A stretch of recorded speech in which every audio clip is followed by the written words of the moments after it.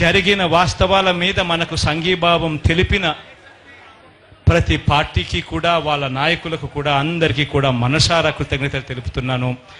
మనందరి తరపున, వైఎస్ఆర్ కాంగ్రెస్ పార్టీ తరపున.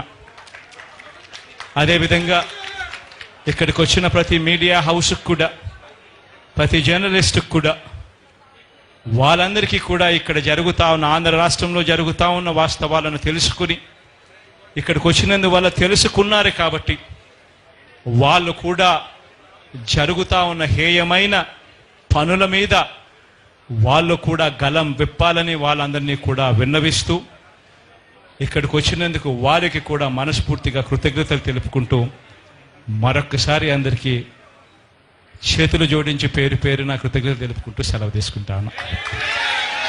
ఈ వీడియో కానీ మీకు నచ్చినట్లయితే లైక్, కామెంట్, షేర్ చేయండి. మరిన్ని అప్డేట్స్ కోసం సబ్స్క్రైబ్ చేయండి.